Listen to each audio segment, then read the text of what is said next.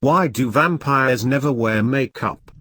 Because they can't see their reflection. Be sure to subscribe to my channel. So about 2 months into my semester abroad, and I get into the bad habit of walking the streets at night as a way to take the edge off my insomnia. It's better than feeling caged up in my cramped dorm room with my roommate's hot little breaths a few feet away and not even feeling comfortable enough to move in my bed without causing a stir.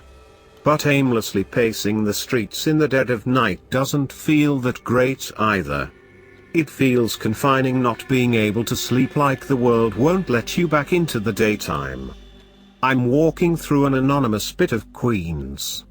A light industrial, boringly functional bit of the borough. It's a weekday night, and as quiet as a crypt.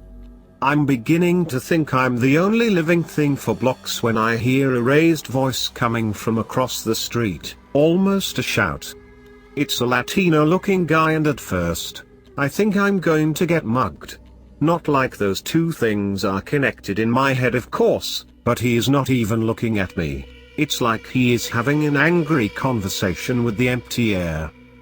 "You're not real," he is saying over and over again. You're not real." He is swaying back and forth, in a way that really suggests he has been drinking. But he is also really out of breath, like he has also been sprinting. I could hear half of the conversation, but from where I was standing it looked like he really should be winning that argument. I'm telling you. No, not even when the stop. He pushes his hand out authoritatively and then puts his finger to his lips to call for silence.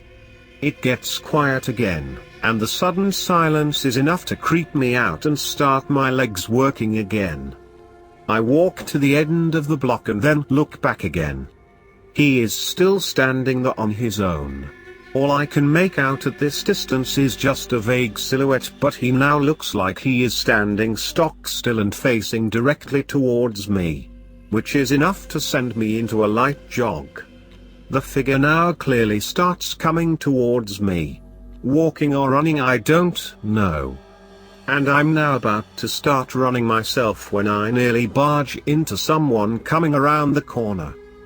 It's the Latino guy. He must have taken a shortcut through an alleyway and sprinted around to cut me off at the corner.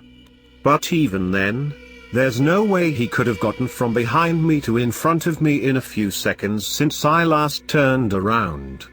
He is already talking. "We gotta go, man, go. There's a subway station this way.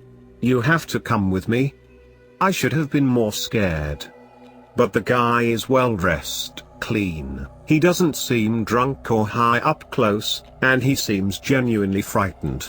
I follow, half running, half dragged by this guy. He is pretty strong. I try and get him to say what's happening, but he just shakes his head. Maybe he is out of breath, or maybe he thinks it's too much to explain. He bundles me down the street, into the station, past the turnstile, and we're on the platform before I can get him to let go of my lapel. He is really scaring me at this point, and it's then I do something I maybe shouldn't have. When the train comes, he pulls me onto it along with him. I wait until the doors are about to close and I hop out just as they shut behind me, and then watch as the train pulls out of the station. I see one last scared look from him before he vanishes into the tunnel, eyes round as saucers. I mean, of course, I jumped out. I'm not getting onto an empty train with some crazy guy.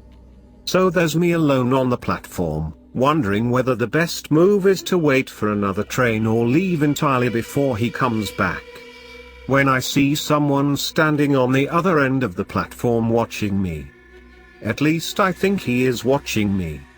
He is standing behind a pillar and all I can see is a bit of him sticking out, a shoe, a beaten old overcoat, a misshapen black hat covering his face and head. He notices me watching him and moves position. Puts the pillar between me and him.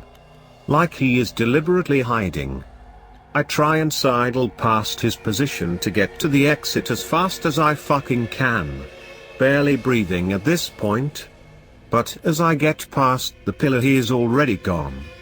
It's like I'm alone on the platform again.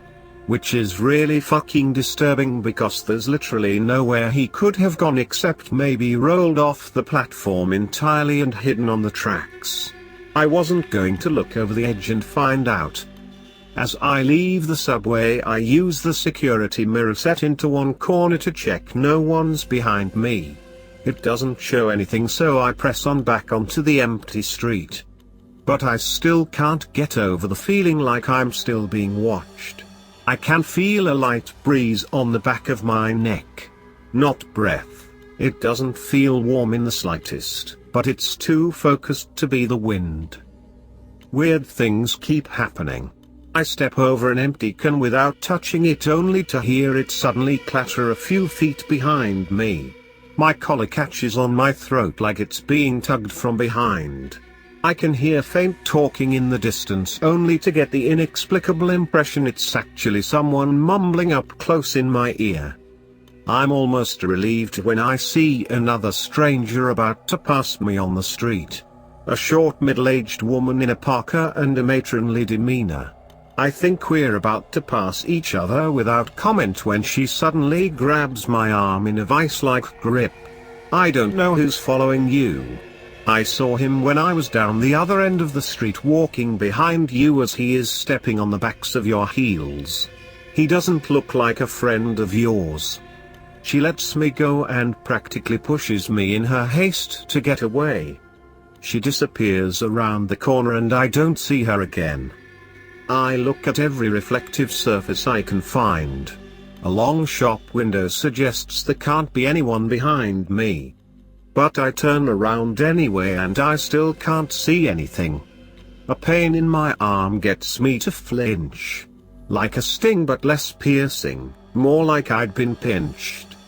I step back clutching my arm and listen out. A distinct chuckle sounds out in the air around me. I definitely heard it, it couldn't be anything else. At this point, I can't stand anymore. I've been walking for a few hours and managed to double back near to where I'd started walking at the beginning of the night. I knew what I was looking for and I found him where I'd spotted him a few hours before. A homeless guy sounds asleep in the storefront of a computer repair place. The kind of bearded, grizzled old guy that in another life could have been cast as Father Christmas in a chocolate box advert. I bend down to drop some change into his paper cup and then jog to safety a few hundred meters or so down the road. I test the air around me, trying to feel any kind of presence in the air or near me, but there's nothing. I look back and see the homeless guy standing up. His arms are hanging loosely like a rag doll, his head lolling, his body bobbing and ducking in a very disturbing way. It was some strange dance he was doing. Then I notice his feet are trailing along the ground. There's no weight on his legs. He is bobbing in the air completely unsupported. He gives out a strange noise like a choking sound. And he is propelled forcefully backward, dragged like he was being carried on a gale. Disappearing behind the building at the speed of a running man. Needless to say, I took off. I got on the nearest subway, rode to a busy station and then paid for a taxi all the way back to my building. I waited a week or two and then went back to where I'd seen the homeless man disappear. The alley next to the building led to a dead end, a chain link fence with no evidence anyone had been there except for a discolored patch on the ground.